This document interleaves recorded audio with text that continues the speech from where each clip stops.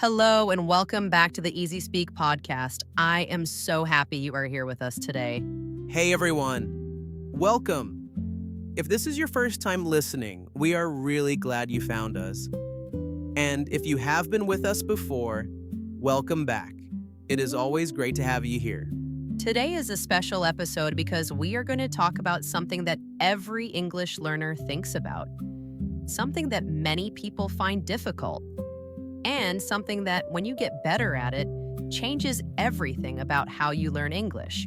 That is a big introduction. Now, I am curious, what are we talking about today? We are talking about listening. Specifically, we are talking about how to improve your listening skills in English, how to understand more when people speak, how to feel more confident when you hear natural conversations. Yes, and I think this is so important because so many learners study grammar, they memorize vocabulary, they practice writing. But listening is often the skill that gets forgotten. Exactly. And then one day, you watch a movie in English, or you talk to a native speaker, and suddenly everything feels very fast and very confusing. And you wonder why your brain cannot keep up. That feeling is so familiar to me. Even when I was learning, I had moments like that. You prepare for so long, and then real speech just sounds completely different from what you studied. So today we are going to talk about that. We are going to explore why listening is hard, what helps you get better, and how you can use simple everyday habits to become a much stronger listener. And we are going to keep it slow and natural today, just like we always do. So, if you are an A2 learner, or maybe a little above that, this episode is made for you. We speak carefully and clearly, so you can follow every word. So let us start at the beginning. Why is listening in English so difficult? What do you think is the biggest reason? I think the biggest reason is speed. When people speak naturally, they speak very fast. They connect words together, they cut sounds. And for a learner, it can feel like everything is one long, strange sound rather than separate words. Yes, that is a great point. In a textbook or a classroom, you hear very clear, slow pronunciation. Every word is said perfectly. But in real life, people do not speak like that. Right. A native speaker might say something like, "What are you going to do?" But when they say it fast, it sounds more like, "What you gonna do?" And if you have only heard the classroom version, the real version then sounds like a completely different sentence. Exactly. And that is not because the person is being careless. That is just how natural speech works. Over time, languages change. Words blend together. Sounds get softer or disappear. It happens in every language in the world. It does. If you think about your own first language, I am sure you do the same thing. You probably do not say every word perfectly clearly when you're talking to your friends. Of course, in every language, casual speech is faster and less careful than formal speech. So, as an English learner, part of the journey is learning to understand not just careful classroom English, but also natural everyday English. And that takes time. That is the honest truth. It takes time and it takes a lot of listening. But the good news is, every time you listen, you are getting a little bit better, even if you do not feel it right away. That is such an important point. Progress with listening is often invisible at first. You listen and you think, I still do not understand.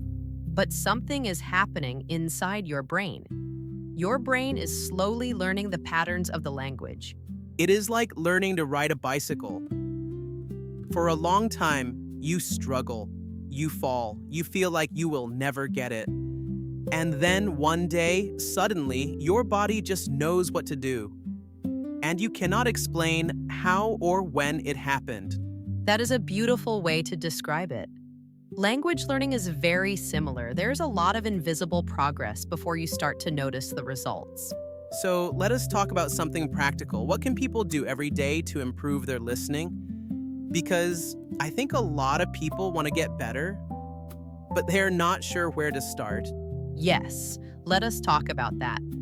The first thing I always say is listen to English every single day, even if it is only for 15 or 20 minutes. Consistency is much more important than long sessions once a week. Consistency. That is a great word to understand. Speaker 1, can you explain what consistency means for our listeners? Of course. Consistency means doing something regularly. Doing it again and again over a long period of time. For example, if you exercise every day for 20 minutes, that is more consistent than exercising for 2 hours once a week. Right. And a good example sentence might be, I try to listen to English every morning because consistency helps me improve faster. Exactly. Consistency. It is one of the most powerful habits you can build as a language learner. And I think this is something many people find difficult because life is busy. And sometimes you feel like, if I only have 15 minutes, is it even worth it? It absolutely is worth it. In fact, short and regular practice is often better than rare long practice. Because when you do a little every day, your brain stays in contact with the language. It stays warm. It stays ready. I like that phrase, staying warm. Like you are keeping your brain active in the language. Yes, exactly. When you stop for a week or two, your brain starts to forget the sounds. The patterns feel unfamiliar again. But when you listen every day, even just a little, you keep all of that knowledge fresh. That makes a lot of sense. So, daily listening is the foundation. What else can people do? The second thing I recommend is to choose content that is just a little bit above your level. Not too easy and not too hard. There is actually a term for this in language learning. It is called comprehensible input. Comprehensible input. That sounds a bit technical. Can you break that down? Sure, comprehensible means understandable. Input means the language you receive, the things you hear or read. So comprehensible input means language that you mostly understand, but with a little bit of challenge. Maybe you understand 80 or 90% and the rest is new. So, not total confusion, but not completely easy either. A good example might be this podcast, right? We speak clearly and slowly, so most learners can follow along, but maybe sometimes there is a new word or phrase. Exactly. And that small amount of challenge is actually what helps your brain grow. When you hear a word you do not know, in a context you mostly understand, your brain tries to figure it out. And that effort helps you remember it. That is interesting. So even when I do not understand 100%, something useful is still happening. Something very useful. Your brain is working hard in the background. It is making connections. It is trying to find the meaning from the context. And that is a very natural and effective way to learn. So the question is, where do you find good, comprehensible input? Because I think a lot of learners do not know where to look. There are so many options now. Podcasts like this one are a great starting point. There are also channels on YouTube specifically made for English learners. You can find videos where the speaker talks slowly and clearly about everyday topics. And what about things like movies or TV shows? Movies and TV shows can also work, but they are often quite fast, and they use a lot of informal language, slang, and cultural references that can be confusing for beginners. If you enjoy movies, I would suggest starting with ones that have English subtitles. So you watch in English and you read the English text at the same time. Yes, this way, when you hear something you do not catch, you can read it too. And over time, you start to recognize the sounds without needing the subtitles.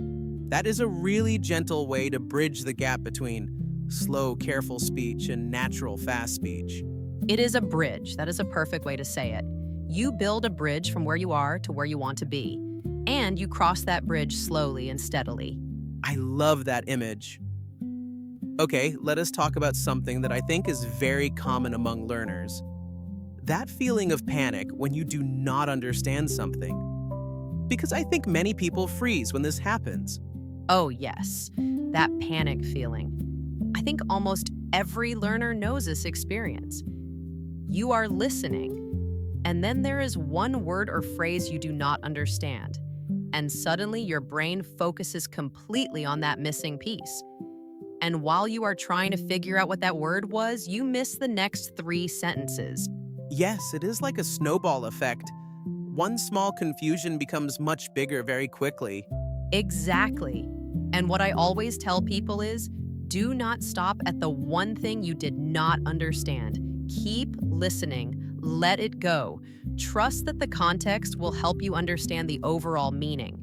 That sounds easy to say, but quite hard to do. It is hard at first, but with practice, it becomes easier. Because you start to realize that you do not need to understand every single word to understand the message. Just like in your own language. If someone is speaking fast and you miss one word, you usually still understand the meaning from everything around it. Right, like if someone says, I went to the market and I bought some apples, bananas, and something you missed, you still know they are talking about food from the market, even if you missed one item. Exactly. Context is incredibly powerful. Your brain is very good at filling in gaps when it has enough information around those gaps. So we should trust our brains more. We should trust our brains much more. Often, our brains understand more than we think. The problem is anxiety. When we feel stressed or nervous about not understanding, that anxiety actually blocks our ability to understand even more. Anxiety. That is an important word here. Can you say a little more about what you mean? Sure. Anxiety is a feeling of worry or fear. When you feel anxious, your body and mind become tense. And when your mind is tense, it is harder to process new information, harder to listen clearly, harder to remember what you heard. So relaxation is actually part of learning to listen better? Absolutely. The more relaxed you are, the more open your brain is to receiving and understanding language. This is why I always encourage people to listen to things they enjoy. Because when you enjoy something, you are relaxed. And relaxed listening is much more effective than stressed listening. That is such a practical insight. It makes me think you do not have to torture yourself with very difficult content just to make yourself better. You can actually enjoy the process. Yes, enjoyment is not a luxury in language learning. It is actually a tool. When you are engaged and interested, you absorb the language much more deeply. Let us take a moment here because I want to talk about something specific. A lot of learners say that even when they listen to the same thing again and again, it feels the same. They do not feel like they are improving. How do you think about that? That is such a common experience. And I want to say first that feeling does not mean you are not improving. It just means your brain has not yet made the connection visible to you. What do you mean by that? When you listen repeatedly, your brain is building a map of the sounds, words, and patterns. But in the beginning, that map is incomplete. It has a lot of gaps. Over time, with each listening session, more pieces are added. But you might not feel any different until enough pieces are in place for the picture to suddenly become clear. Oh, that is a really interesting way to think about it, like a puzzle. You are adding pieces one by one, and for a long time it just looks like random pieces. But then one day, you can suddenly see the whole image. Yes, exactly like a puzzle. And this is why patience is so important in language learning. The progress is there. It is just building quietly underneath the surface. I think that is very comforting for learners to hear, because a lot of people give up during that quiet period. They feel like nothing is happening, so they stop. And that is the saddest thing. Because if they had just continued a little longer, they might have had that breakthrough moment. That moment where things suddenly click. Click. I love that word. Can you explain it quickly for our listeners? Of course, when we say something clicks, we mean it suddenly makes sense. Like a light turning on, for example, you might study a grammar rule for months and not really understand it. And then one day, you hear it in a conversation and it just clicks. You finally understand it completely. A good example sentence might be, after listening to English podcasts for 3 months, something clicked, and I could suddenly understand much more. Beautiful. Yes, that click moment is real. And it happens for almost every learner who keeps going long enough. Okay, let us talk about active listening versus passive listening. Because I think this is a distinction that a lot of people are not aware of. Oh, yes, this is so important. Passive listening means you have English playing in the background while you do other things, like having a podcast on while you cook or clean or drive. And active listening means giving your full attention to what you are hearing. Exactly. Active listening means you are focused completely on the audio. You are not doing anything else. You are trying to understand every sentence. You might be thinking about the meaning. You might be noticing how words are pronounced. You are fully present. And both types are useful, right? You are not saying passive listening is bad. No, passive listening is not bad at all. In fact, it is a wonderful habit to have. When you have English in your environment regularly, even passively, your brain gets used to the rhythm and sounds of the language. It gets familiar with English in a natural way.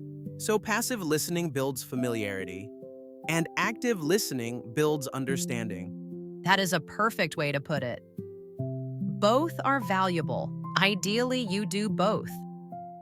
Maybe some passive listening in the morning while you get ready, and then some focused, active listening for 15 or 20 minutes during the day. I think that is a very achievable routine for most people. You do not need to change your whole life. You just need to find small pockets of time and use them wisely. Exactly. Small, consistent habits are the engine of language learning. They might not feel powerful in the moment, but they add up dramatically over time. Let us talk about a specific strategy that I think is really useful for improving listening. It is called shadowing. Have you heard of this? Yes, shadowing is a wonderful technique. Can you explain it for our listeners? Sure. Shadowing means you listen to someone speaking English, and at the same time, or just a fraction of a second after, you try to repeat what they are saying. You follow the speaker closely, almost like their shadow. And the reason this is so powerful for listening is that when you try to repeat something, you have to really pay attention to every sound. You cannot fake it. You have to actually hear the words clearly enough to reproduce them. Right. It forces your brain to process the language much more deeply than just listening without repeating. And over time, it also helps your pronunciation and speaking, because you start to feel how native-sounding English is actually made. The rhythm, the stress, the melody of the sentences. Melody. Can you say a little more about that? English has a melody? Every language has a melody. By melody, I mean the music of the language, the way some words are louder, the way some syllables are longer, the way the voice goes up at the end of questions. This is called intonation, and it is a big part of how natural speech sounds and how meaning is communicated. Intonation. So when someone says a sentence like, "Did you eat?" with the voice going up at the end, that rising voice tells you it is a question. Exactly. And when you understand intonation, you can understand so much more from how something is said, not just what words are used. You can tell if someone is excited, tired, confused, or joking just from the music of their voice. That is a whole layer of communication that you cannot learn from a textbook. Not easily, no. That layer has to be absorbed through listening, through spending time with real spoken English, and starting to feel the patterns rather than just analyze them. Okay, I want to talk about something emotional now. Because I think the journey of improving your listening is not just about techniques and strategies. There is a whole emotional side to it that does not get talked about enough. You are absolutely right. And I am glad you brought this up, because I think the emotional experience of being a learner is incredibly important, and it can have a huge effect on your progress. When I was learning, there were moments when I felt so frustrated. I would listen to something and just feel completely lost. And I would think, why am I even doing this? Maybe I am just not good at languages. That voice that says, maybe I am just not good at this. I think almost every language learner hears that voice at some point.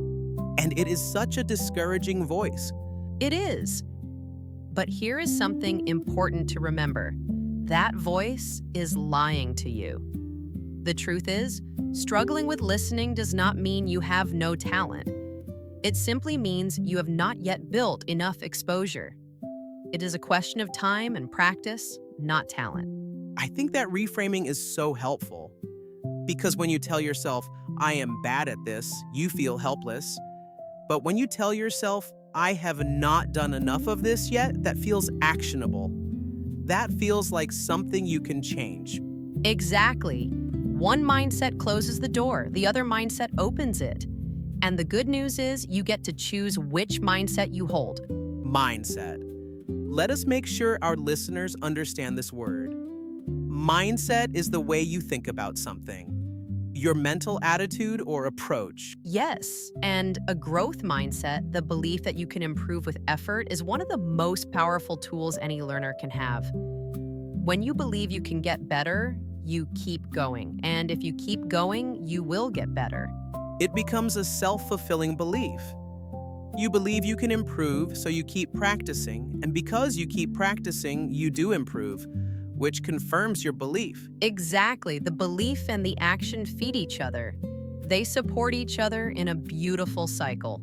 Let us talk about something specific that I know many listeners deal with. Accents. Because English is spoken all around the world with so many different accents. And sometimes, even when you learn one type of English, a different accent can feel like a completely different language. Oh, yes. This is such a real challenge. You might learn with an American English accent and then try to understand someone from England, or Australia, or India, or Jamaica. And suddenly it feels like everything you learned is not enough.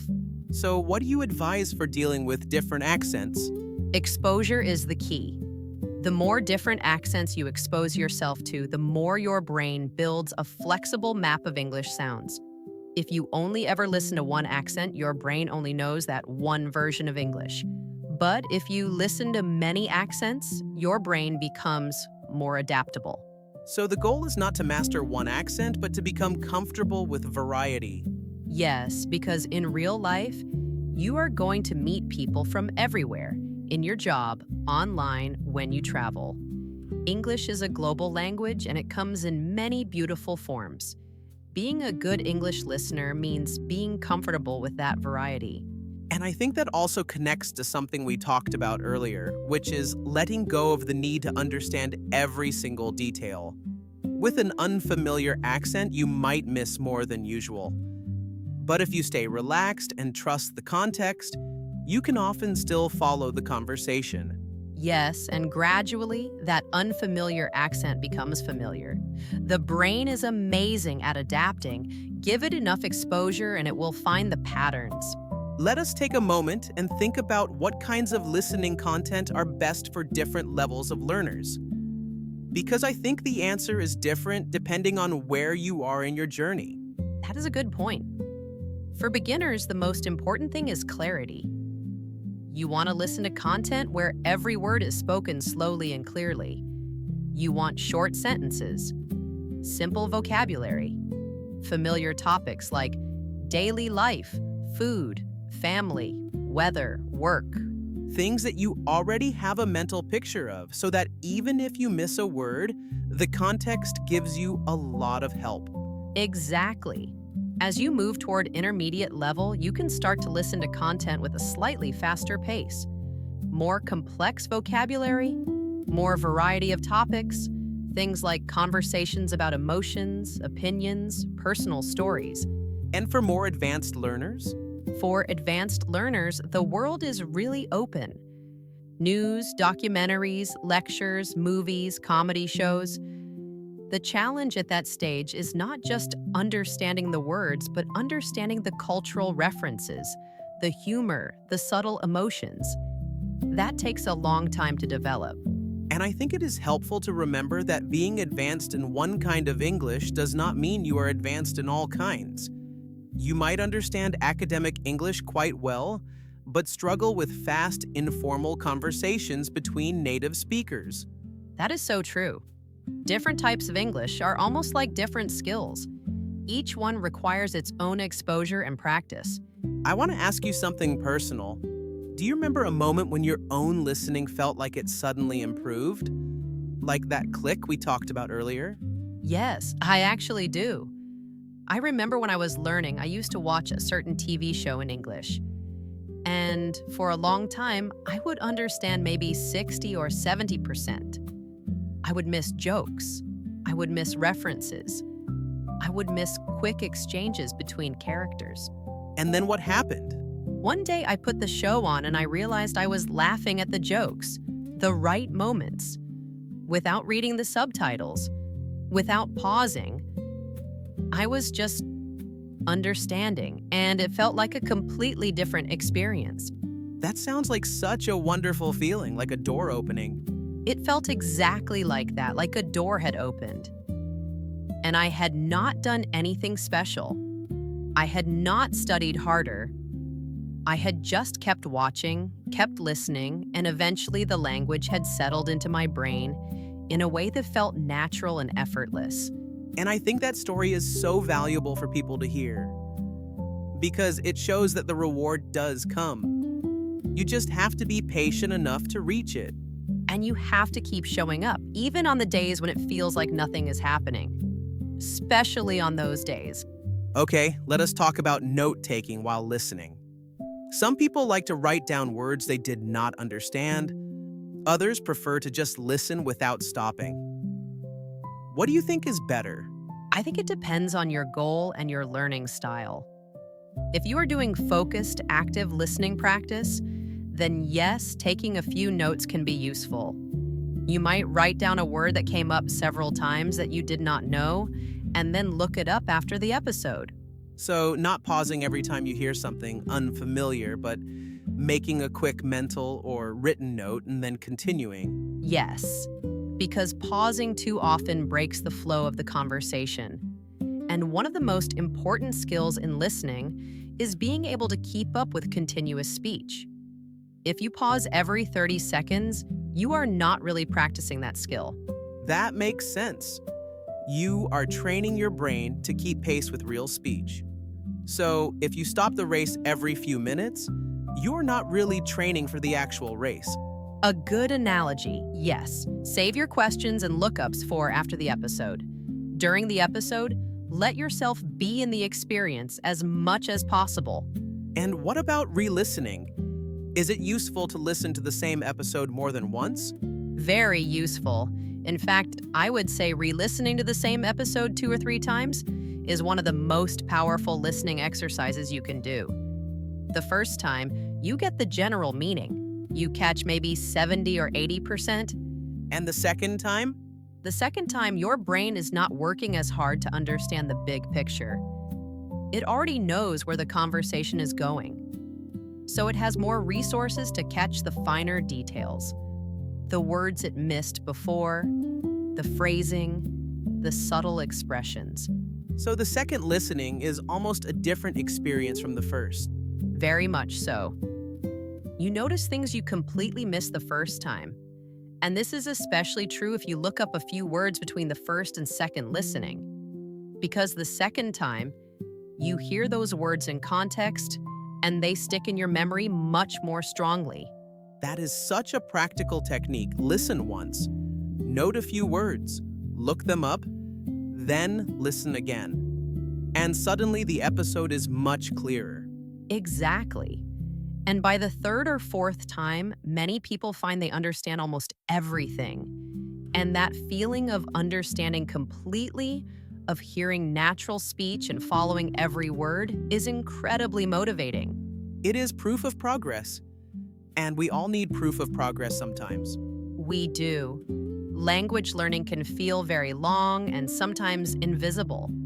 So it is important to create those moments of proof, those moments where you can see and feel how far you have come. Let us talk about something that I think is very underrated in improving listening skills, and that is speaking. I know that sounds strange because we are talking about listening, but I think speaking and listening are deeply connected. They are completely connected. When you practice speaking, you pay more attention to how words sound. You think about pronunciation, rhythm, stress. And when you go back to listening, you hear those things more clearly because you have practiced them in your own mouth. Yes, it is like learning to play a musical instrument.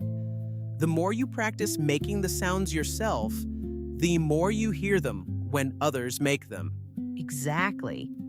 A musician who plays the violin, for example, hears the violin in a piece of music much more richly and specifically than someone who has never touched the instrument. Language works the same way. So, speaking practice makes you a better listener, and listening practice makes you a better speaker. They feed each other. Like all the skills in a language, reading helps your vocabulary, which helps your listening. Listening improves your speaking, which improves your confidence. It is all one connected system. I love thinking of it that way. Not as four separate skills you have to practice separately, but as one system that grows together. Yes, though, of course, if listening is your specific weakness, you might choose to give it a little extra focus for a period of time. But you do not have to ignore everything else while you do. That feels balanced and realistic. Okay, let us talk about something that I hear from a lot of learners. They say, I listen a lot, but I do not know if I am really improving my English or just entertaining myself. How do you respond to that? That is a really thoughtful question. And honestly, both things can be true at the same time. You can entertain yourself and improve your English simultaneously. They are not opposites. Right. If you enjoy what you're listening to, you are more engaged. And more engagement means more learning. So entertainment is actually a learning tool. Absolutely, but I also understand the concern behind the question. The person is asking, is this actually making me better? Is it working? And I think the honest answer is, it is working, but you need to check in with yourself sometimes. What do you mean by check in with yourself? I mean, occasionally, test yourself. Listen to something you listened to 6 months ago. See if it feels easier now. Or try something slightly harder than what you normally listen to and see how much you understand. These little self-checks help you see your own growth. That is a great idea. Using your past self as a comparison point. Because when you only compare yourself to fluent native speakers, you always feel behind. But when you compare yourself to who you were 6 months ago, you often see real progress. Yes, compare yourself to your past self, not to the most advanced speakers. That comparison is fair, it is motivating, and it shows you that your effort is truly working. Progress becomes visible when you look in the right direction. Beautifully said, yes. I want to take a moment to talk about something very specific. The difference between understanding words and understanding meaning. Because I think sometimes learners focus so much on individual words that they miss the bigger meaning. Oh, this is such a deep and important point. Language is not just a collection of words. Words combine to make meaning that goes beyond their individual definitions. The same words can mean very different things depending on context, tone, and situation. For example, the phrase not bad literally sounds negative. But in English, when someone says not bad, they usually mean it is actually quite good. Yes. Or if someone says fine in a flat, quiet voice, they might not mean fine at all. They might mean they are actually upset, but they do not want to talk about it. So listening well means listening to the feeling behind the words, not just the words themselves. Yes, true listening is whole. You are hearing words, but you are also hearing tone, pace, hesitation, energy. All of those things together give you the complete message.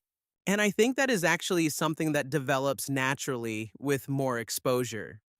You do not have to study tone charts. You just need to hear a lot of authentic English used in real situations. Exactly. And this is why I always encourage people to listen to conversations rather than just isolated vocabulary drills or grammar explanations. Conversations give you the whole context. They show you how the language is actually used between real people. Which is exactly what this podcast tries to do. Give you a real conversation in easy, clear English so you can absorb all those layers at once.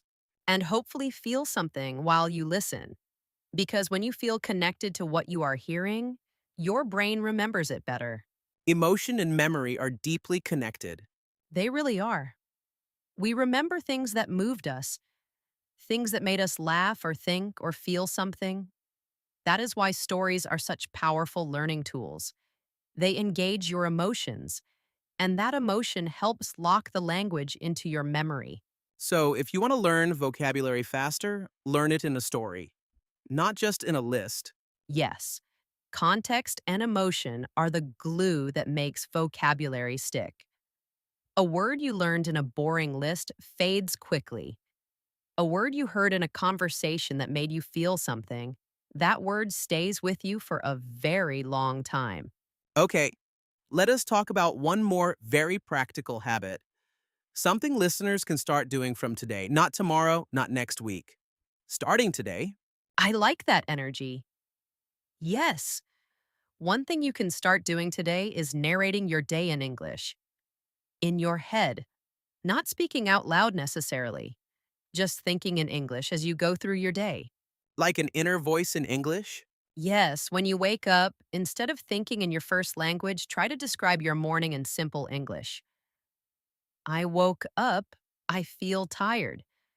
The sun is coming through the window. I need coffee. Simple, short thoughts, not complex sentences. No, keep it very simple. But the habit of thinking in English activates your brain's English pathways. And when you then sit down to listen to English, your brain is already warmed up, already in English mode. And this is something you can do anywhere on the bus, in the shower, walking to work.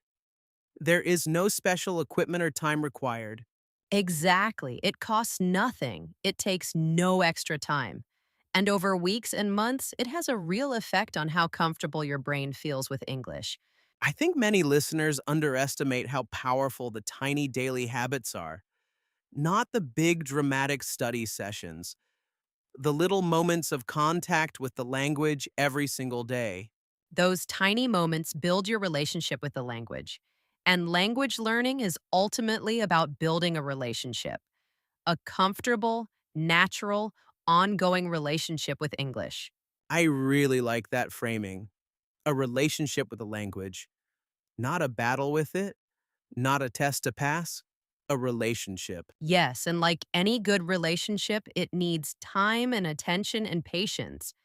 And it gives back so much more than you put in once it starts to flourish. That is a beautiful thought. Okay, we are getting closer to the end of our episode today, and I want to do a gentle summary of what we have talked about. Would you like to lead us through that? I would love to. So today we talked about why listening in English feels difficult. The main reason is that natural speech is fast and words blend together in ways that are different from what you hear in textbooks. And we talked about how consistency is more important than long occasional study sessions. A little listening every single day is more powerful than a lot of listening once a week. We talked about the idea of comprehensible input, listening to content that you mostly understand with just a little bit of challenge. That small challenge is what helps your brain grow. And we talked about passive listening versus active listening. Both are useful. Passive listening builds familiarity. Active listening builds understanding. We talked about mindset, believing that you can improve even on the difficult days because the progress is happening even when you cannot see it. We talked about dealing with different accents through exposure. The more variety you hear, the more flexible your brain becomes.